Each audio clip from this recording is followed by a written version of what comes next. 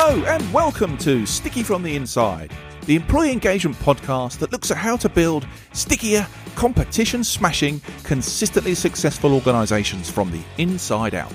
I'm your host, Andy Gorham, and I'm on a mission to help more businesses turn the lights on behind the eyes of their employees, light the fires within them, and create tons more success for everyone.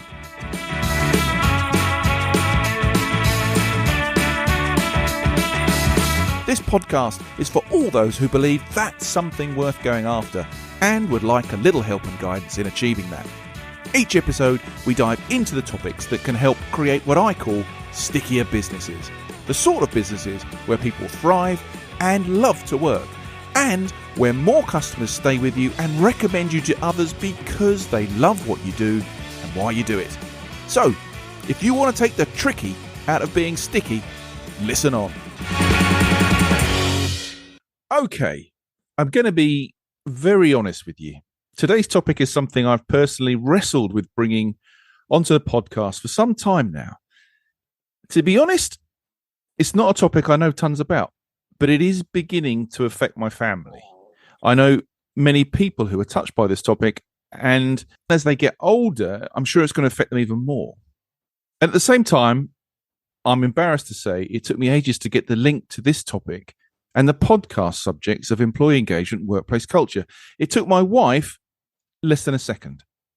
When I spoke to her about it, she gave me one of those looks that immediately makes you think, oh, I've been an idiot, haven't I?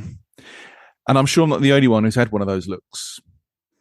The subject matter is the menopause and the effect it can have on employee engagement and well-being in any business. And I sincerely hope this episode goes some way to educating people like me so I understand more about how it affects the people I care about, but also to get a better understanding of how businesses can and are dealing with this and the positive effects that can have on the women going through it, the other people they work with, and the businesses themselves.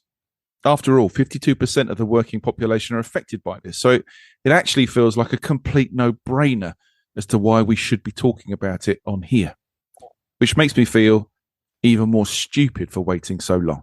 So let's just get on with it. To help guide me through this conversation and leave me, and I'm sure some of you, with a much better understanding of it all, is the lovely Bev Thorogood.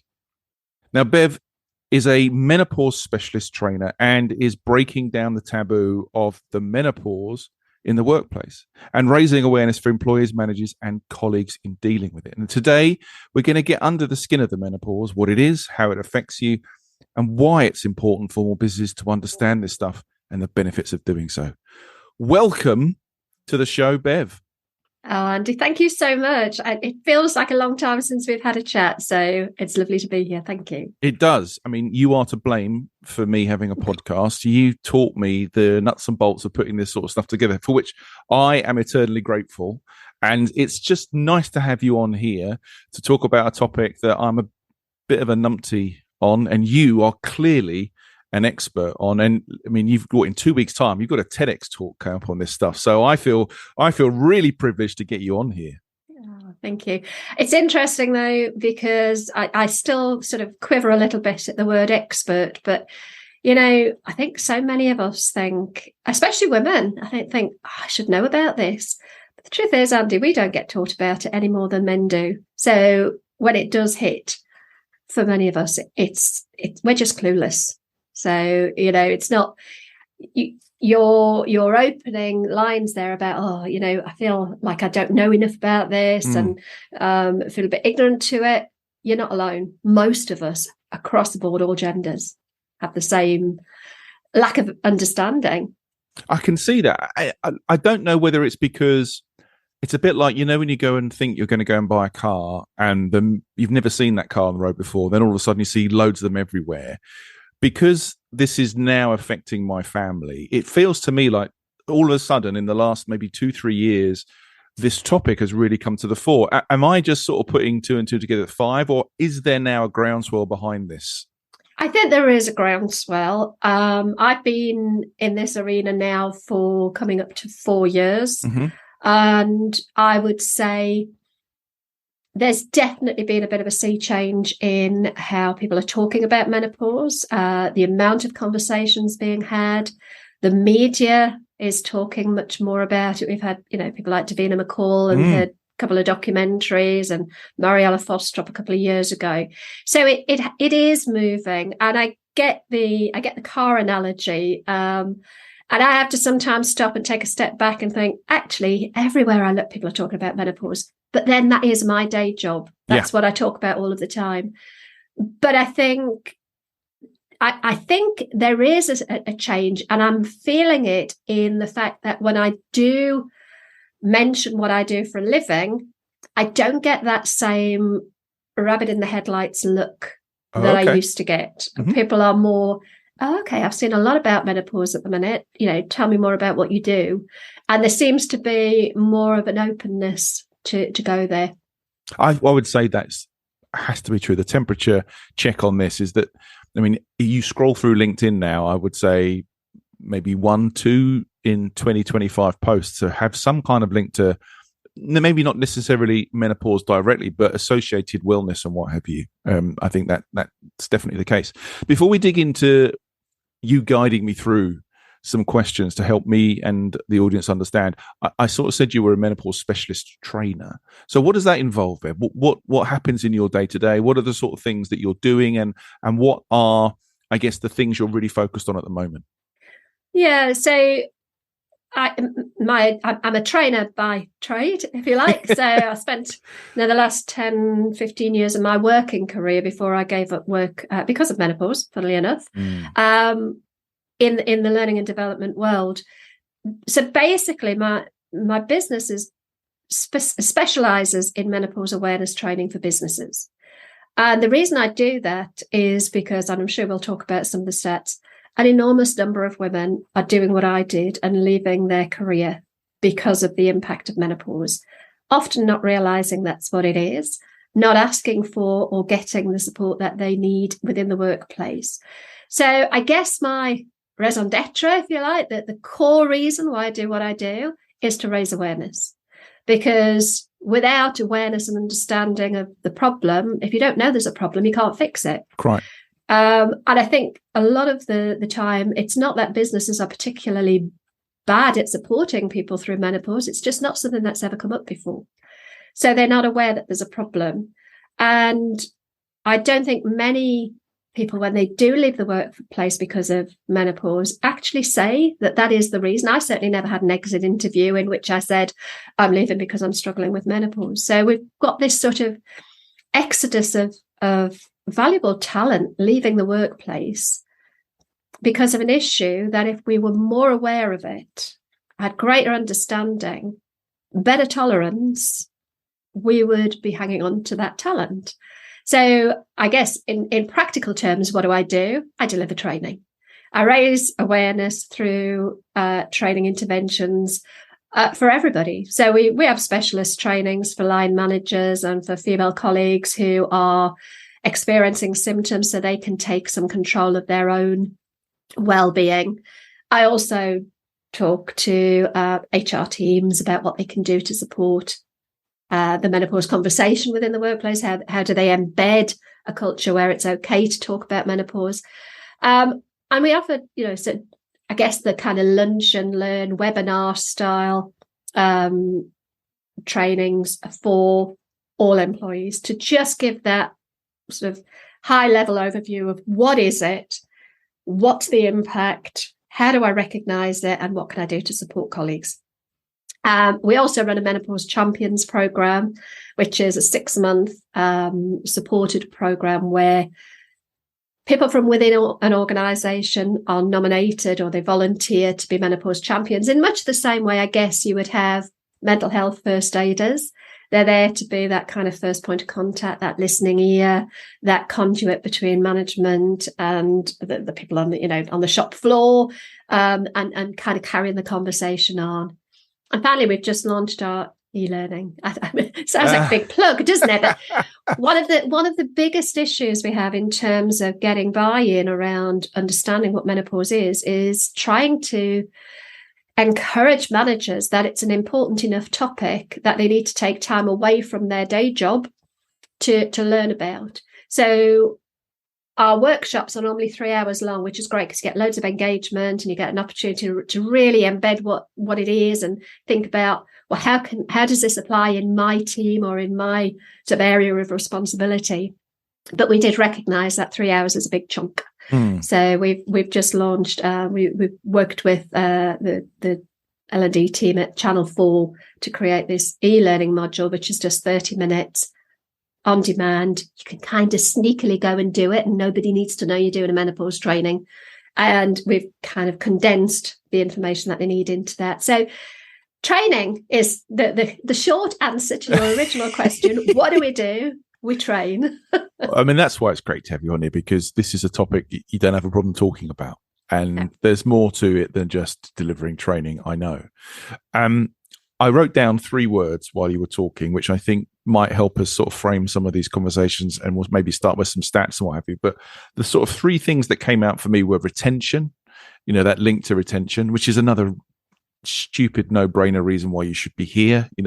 My topics around engagement and culture are all about retention, and so why wouldn't we be talking about this?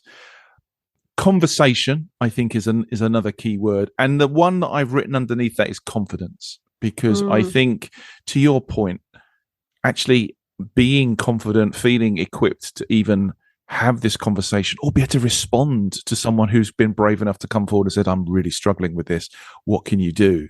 I think that is critical. And I want to learn more about that during this conversation. I did some research. There's loads, right? Let's be honest. There's loads of it. But in an attempt to try and have a better handle on this, I think you mentioned before the scale of people leaving. Well, not people, women. Well, no, it is businesses. People. It's not just a purely female issue. There's not a huge amount of research or studies being done, but of course, transgender, non-binary people, if they've menstruated at any time in their life, regardless of how they identify now, may well be impacted. And there you go. There's the first pothole I've fallen into, right? But the number sounded staggering, right? Like 900,000, nearly 1 million. Does that sound right? Have left work because of menopause? I struggle a little bit with the stats around how many people are leaving the workplace, because how do you quantify that? I left my job. I look back now, I realise menopause was a major factor. You never reported it, but I didn't report it. No. And I would say the vast majority of people that do leave their place of work because of the menopause probably didn't report it either.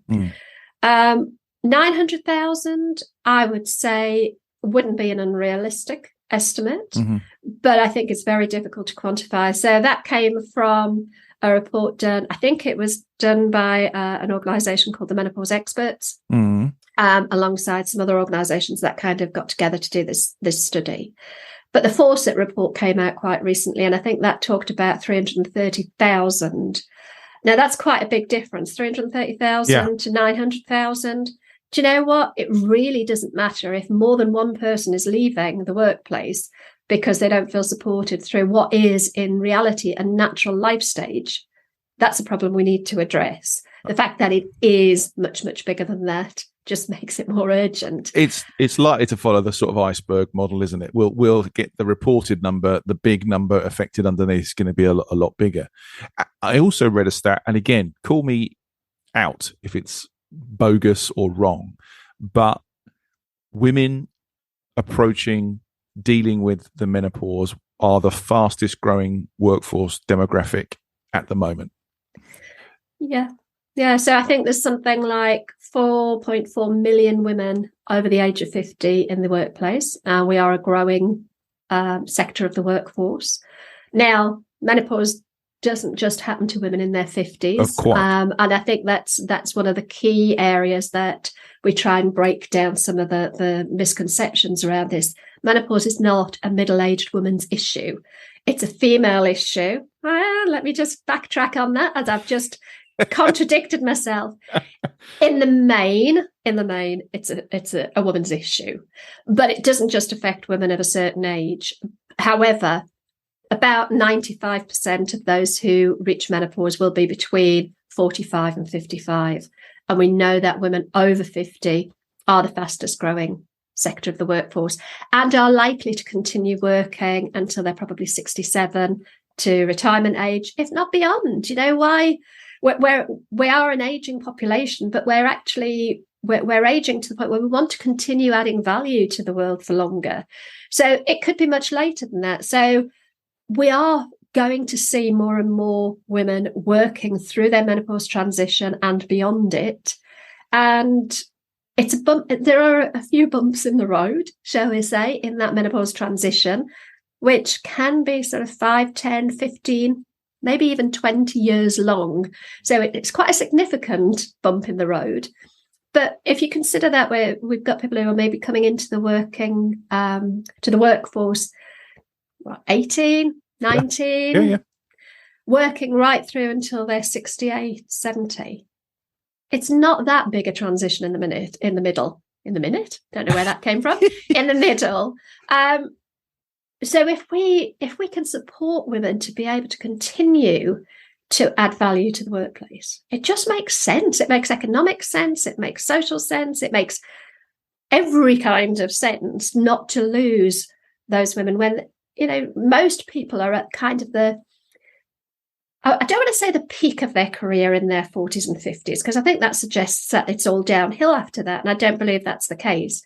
But we've probably had 25, maybe 30 years of skills, knowledge, experience building. And we've got this point in time where we're really ready to bring those skills and experience to the table. And we're not recognizing this bump in the road. See, I think that's really important because that is a material loss to a business when you think of the skills, knowledge, experience that individual has built up at that point.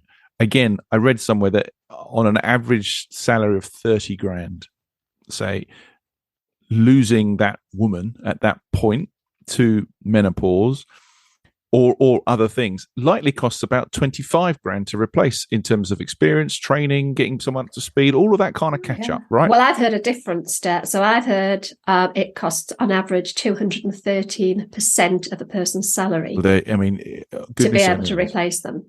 And again, what is it they say? There's lies, damn lies, and statistics. So we never know whether they're right or not. But it's going to be costly. It's going to be costly. Recruitment is costly.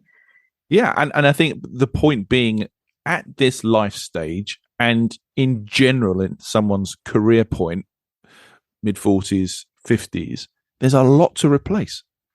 It's not like a new starter who's only just sort of like getting their feet wet at work, right? This is somebody who's built up a great deal of experience, and you might be able to replace that, but it's going to come at a cost. It's going to come at a cost. I think that's kind of the point here.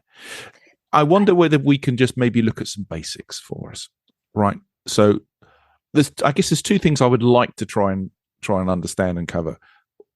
How women are mainly affected. What are the sort of main ways it would manifest itself, and particularly how that affects people at work? And then whether within that, Bev, you can kind of like bust some preconceptions. You've already started today some of the biggest preconceptions that people will have around its prevalence and its effect on the workforce. Yeah, absolutely. So I think to kind of go to basics, we have to start with, well, what is it? Yeah, quite. What is it? So menopause itself is just one day. It's the date, 12 consecutive period, 3 months from the date of a woman's last period. Right. It's a diagnostic line in the sand that says this woman has now reached menopause. Mm-hmm. She can't have babies anymore. She's not producing any eggs. Let's stop her periods. Mm-hmm. If it were only one day. that is the kind of diagnostic line in the sand, which for many women is actually really quite difficult to know. Yeah. There's lots of factors that can disguise that day. Anything sort of from that day of menopause onwards until a woman dies, she's postmenopausal. Mm-hmm. Before that, she's premenopausal. So a normal reproductive year, she's premenopausal. What we're really talking about when we're talking about menopause in the workplace is perimenopause. And it's the time leading up to, and for some women, a few years post-menopause when they're likely to be symptomatic. Yeah. And the symptoms are caused by fluctuating hormones. So if you think about our hormones as the kind of the chemical messengers that keep all of our bodily functions working as they should, When we enter perimenopause, some of them get a bit wonky. Yeah. That's a technical medical term. Sounds like very scientific, yeah. So there are lots of hormones at play, but the three key hormones that affect women in perimenopause are estrogen, which we would expect, progesterone, but also testosterone. So, and this is the interesting point, isn't it? I think this is not known by lots of people. Yeah, we tend to think of them as male, have testosterone, women have estrogen. We all have all of them in different relative amounts. But when women enter perimenopause and their ovaries start to release eggs more sporadically as they head towards menopause, they get a bit wonky. My hand's going up and down because it's kind of like, it's like a sine wave, if you like, of our hormones fluctuating. So some days they'll be high, some days they'll be low. When they're high, we feel great. When they're on a low, we feel crap. I don't know how else to put it. And this can last, anywhere from sort of 4 right up to 10 years before somebody reaches menopause.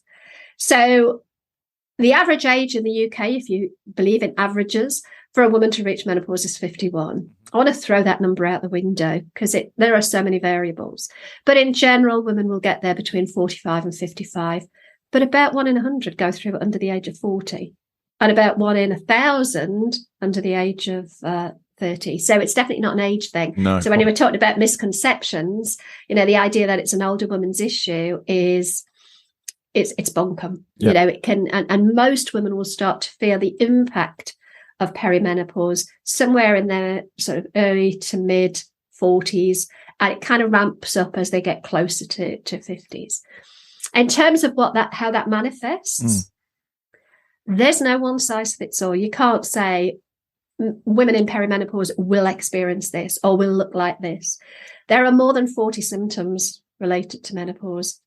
So it's very hard to say this is what it will look like. What we do know, though, is that there are certain patterns of symptoms that seem to cause the most distress for a lot of women. Hot flushes is the obvious one. We tend to associate hot flushes with menopause and mood swings and, that sort of emotional roller coaster. But I think that what I've started to realize over the last 6 years since I've been going through this is that actually it's the cognitive and the psychological symptoms that cause the most distress. Brain fog. Our brains rely an awful lot on estrogen. It's a neurotransmitter. It modulates other hormones that are going on in the brain, such as dopamine. It, incidentally, is what my TED talk is going to be about. Oh, cool. So the brain can be affected quite significantly, and lots of women worry that they get an early onset dementia because their brain fog manifests as poor word recall, inattentiveness, lack of concentration, poor focus, memory loss, and not just kind of absent-mindedly forgetting stuff, because we all do that, but having almost like blank areas in the brain. I could be having this conversation with you, Andy, 2 hours time. Somebody will say, "Oh, so you had a chat with Andy?" I go, "Did I? Yeah. What did we talk about?" And I won't remember. Now, can you imagine in the workplace? Wow. How devastating that would be. It'd be awful, wouldn't it? I mean, these are some of the symptoms that have been the ones that have triggered in me far more interest than I would have maybe had before. With Heather, my wife, that the brain fog it's been a worry, for her, because we can both. I mean, I don't have the greatest memory in the world anyway, but we could both be sitting there thinking about words that we can't remember, or we can have had a conversation about what each other's doing, and then moments later, well, we never had that conversation almost. And the thing is, Andy, if you know that you've always been like that, you've always had a bit of I've never had a good memory. That actually, then you've learned to live with it, and it's just part of who you are.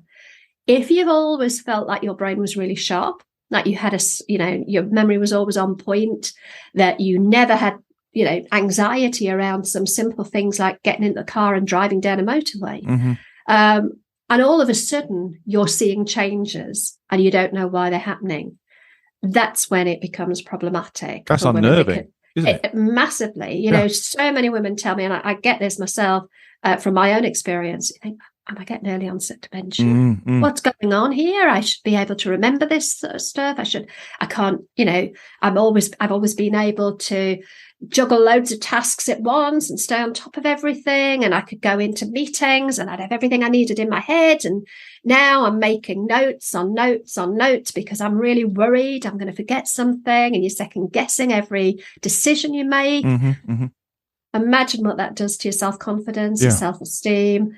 And it's those psychological and cognitive, that kind of collision that happens when the cognition starts to get disrupted, erodes confidence, self-esteem. Imposter syndrome comes up quite regularly. And I know, I'm not sure I particularly like the words imposter syndrome. I think it kind of gives it the wrong meaning, but self-doubt. You start to second guess and self-doubt yourself. And when you do that, you withdraw, right? You in yourself, you withdraw. Now, in a work environment, to see somebody who was all over it, snappy, and seemed really engaged and on it, to then see them withdraw without having any thought about what we're talking about today, you can wrongly get the impression, well, they've checked out. They're not really with us anymore. Not engaged. They're not engaged. They're not performing. Got to keep an eye on that person. I think there's another element to this as well, especially when you've got younger people within the organisation, and I'm so guilty of this. I look back to my younger days, seeing some of the older women that I worked with and thinking, oh, she's a bit doolally. What's the matter with her? Maybe she should retire. She's obviously lost the plot. And I to my shame, I think I was guilty of that. And I get it. But had I been better educated, had I understood that actually she's not past it, she's just having a few wobbles because of hormonal changes. And I think actually the younger generation coming through now are much more clued up to mental health and all of the other bits that go with it. So it wouldn't be difficult to educate them. I think they're ready for it. I mean, the conversations I have around the dinner table with my 18 and 60-year-old are way, way deeper and more philosophical and more aware of so many more things than I was at that age. So I think you're right. I think they're ready for this stuff. They'll take it on. There's a greater thirst for that awareness, I think, in that sort of generation. I hope so. Yeah, well, that would be a nice, hopeful thing to have in our mind, wouldn't it? So if these are the kind of like, I hate to use the word major because everybody's being affected differently, but perhaps some of the more common things that are being affected, how are we seeing these things now dealt with in a business sense? What are a lot of the businesses that you're talking to having to deal with? How are they dealing with it? How do you help them? Oh, that's a $50 million question, isn't it? Well, I think that there's so many facets to this. First of all, the individual who's experiencing the problems has got to talk about it. Yeah. Has got to open up, because let's face it, if nobody knows there's a problem, you can't fix it. And I'm going to backtrack on that, because you can't fix menopause. Nothing's broken. But if you're not aware that there's a problem, you can't support it, put it that way.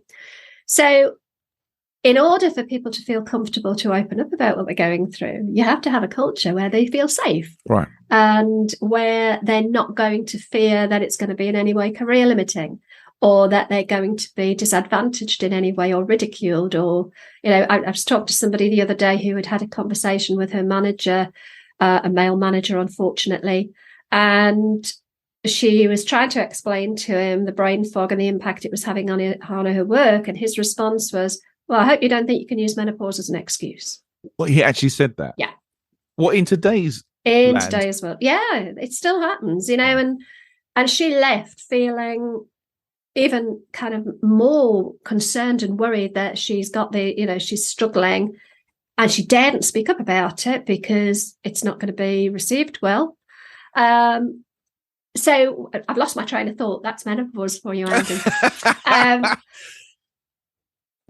So yes, you've got to make it safe for women to be able to open up, or people to open up about what they're going through. And that means you've got to step back beyond the point of which there's an issue.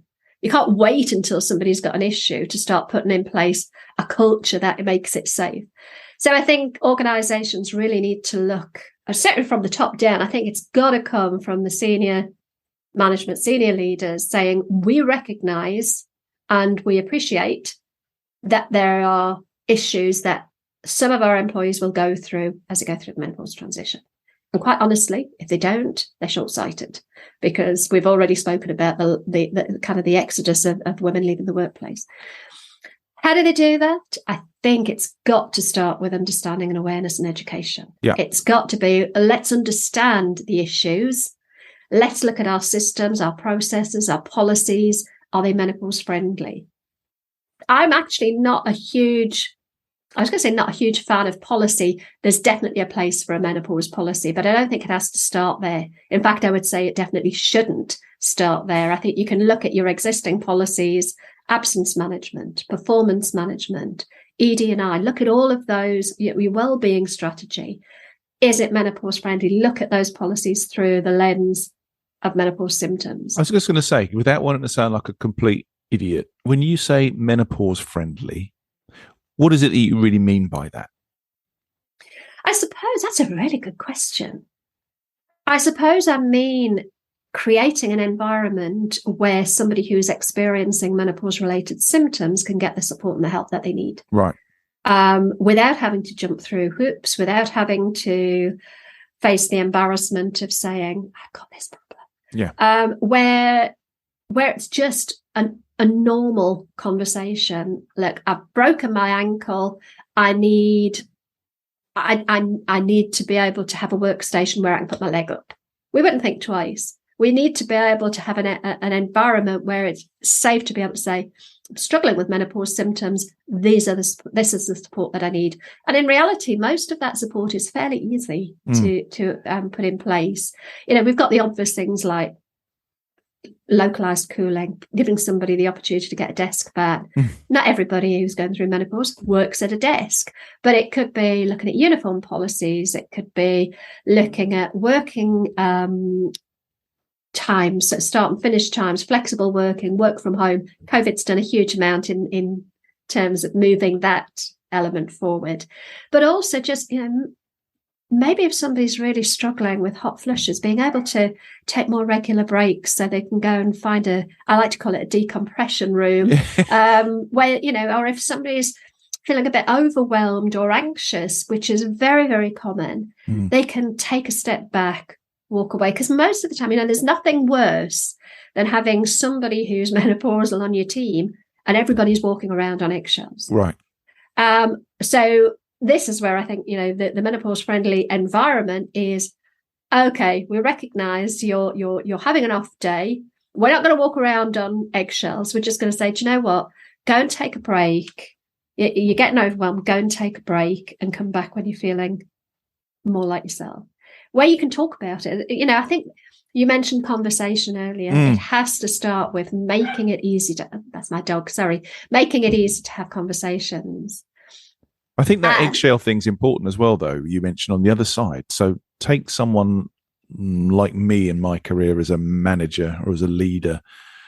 There's a whole piece around giving me the tools and confidence to have conversations without the fear of embarrassing somebody, embarrassing myself, putting my foot in it, causing a problem when there shouldn't really be one. I mean, these are all the silly things that will fly around your head in trying to approach a conversation with something you're not wholly au fait with, right? And the risk of, and sometimes in today's world, the risk of saying the wrong thing to the wrong person, maybe not intending to, but delivering that is a real thing, I think. And I think there's a responsibility on women themselves to make it easy for other people to have the conversation with them, to not take offence. And I've always said a well-intentioned but clumsy comment or clumsy wording, something, if somebody says something that's well-intentioned but a bit clumsy, let's not rip them apart.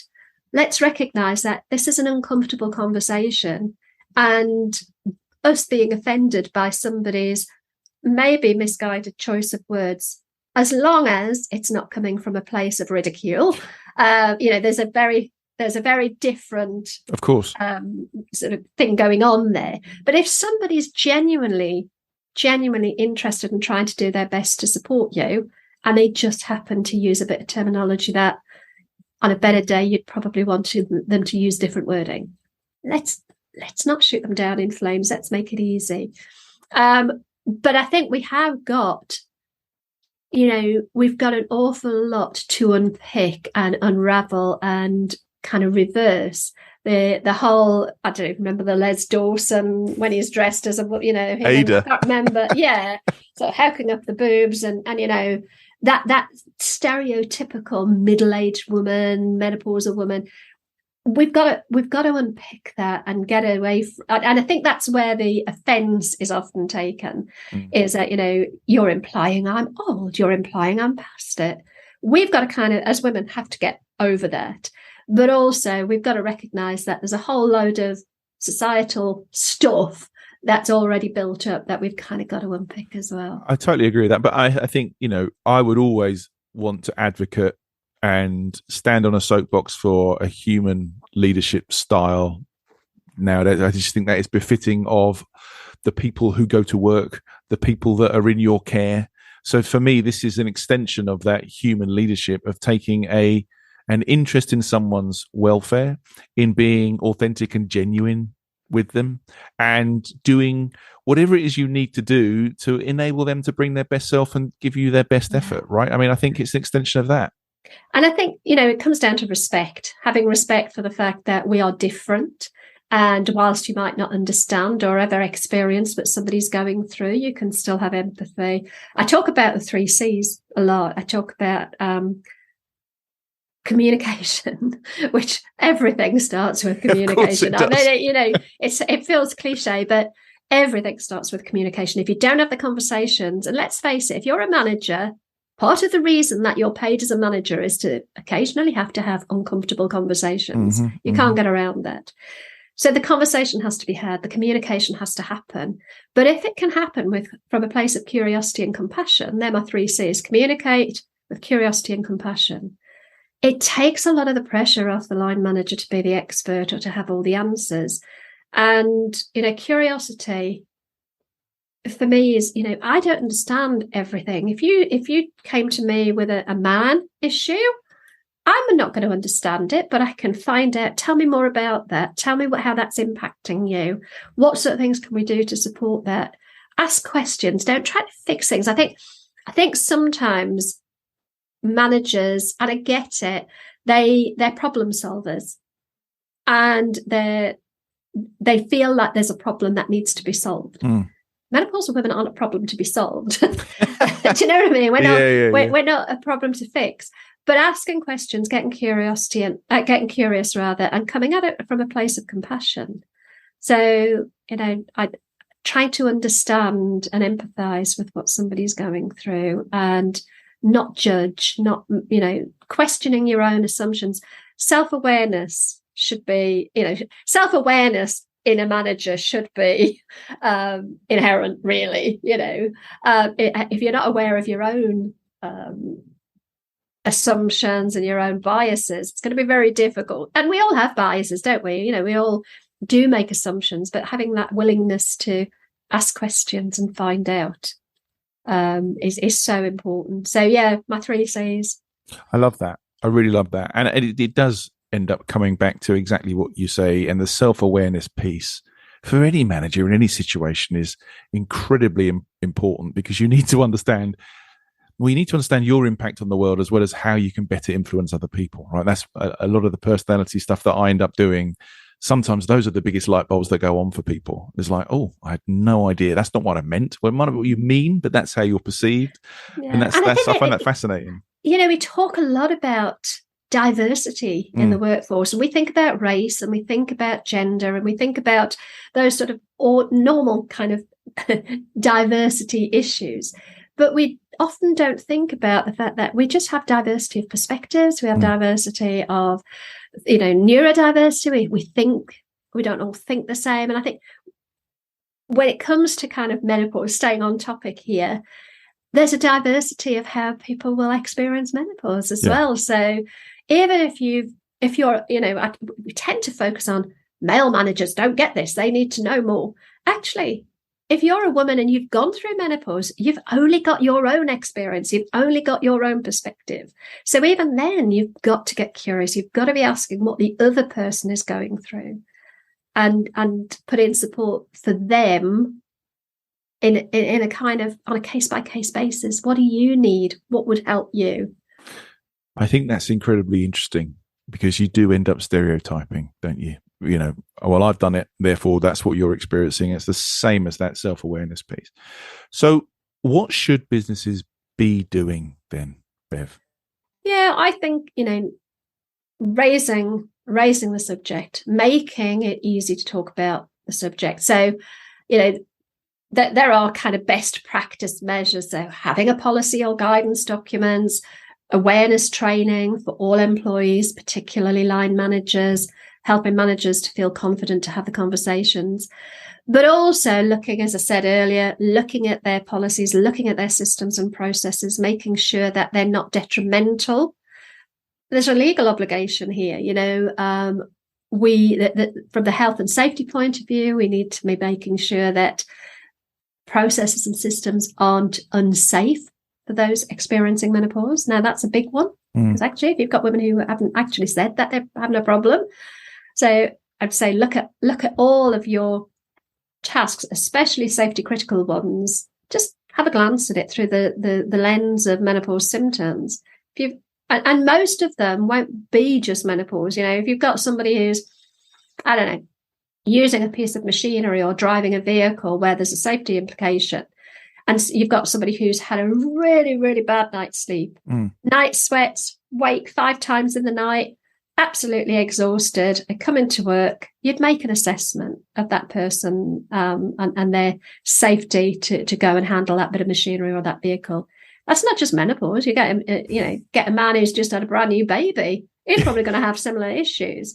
So I think it's just understanding the symptoms and looking at processes and systems and tasks through the lens of menopause, and not make it a tick box exercise. I think, come back to your original question, what can businesses do?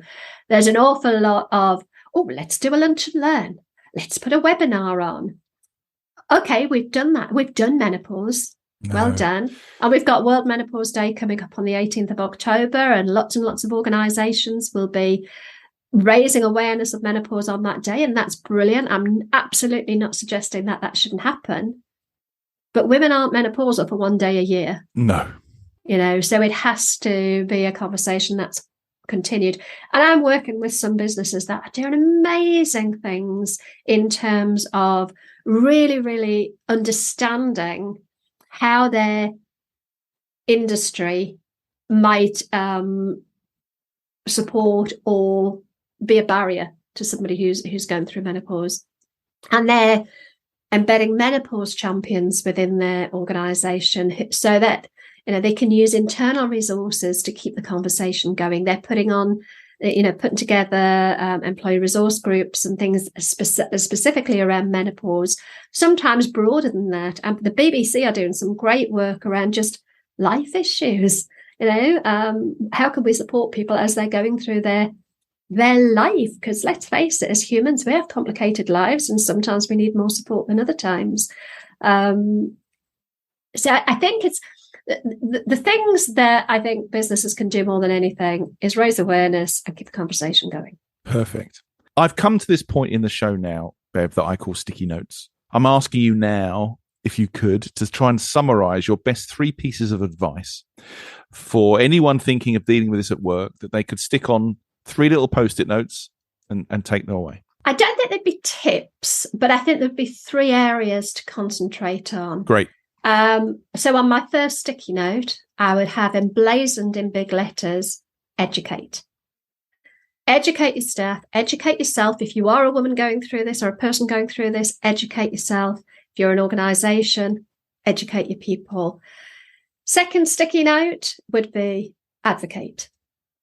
So speak out. It's all very well having training in place, but actually we need people, we need allies, we need male allies in the workplace, we need advocates who will speak out for those who maybe don't want to talk about their own issues, and advocate for yourself. To advocate is to speak on somebody's behalf, speak on your own behalf. If you're struggling, speak out. And the third one would be facilitate. Make it easy for people to be able to ask for help and support. Make it easy for your manager to be able to talk to you about menopause. Make it easy for people to find the information that you might be sharing within the workplace. If you've got a policy, make it easy for people to access it. So there you go. They're my 3: educate, advocate, facilitate. Brilliant. I really like those. I mean, they are a good rule of thumb for anybody to take forward, I think, with this sort of stuff. It's a good place to start. Bev, it's been an absolute pleasure to have you on. Thank you so much for coming on the podcast. It's been my pleasure. Thank you. And best of luck with the TEDx talk. Can't wait to see that. Yeah, I'm excited about it. Well, I look forward to seeing it. You take care, my friend. Thanks, Andy. Okay, that was Bev Thorogood. And if you'd like to find out a bit more about her or any of the things that we've discussed in today's show, please check out the show notes. So, that concludes today's episode. I hope you've enjoyed it, found it interesting, and heard something maybe that will help you become a stickier, more successful business from the inside going forwards. If you have, please like, comment, and subscribe. It really helps. I'm Andy Gorham, and you've been listening to the Sticky from the Inside podcast. Until next time, thanks for listening.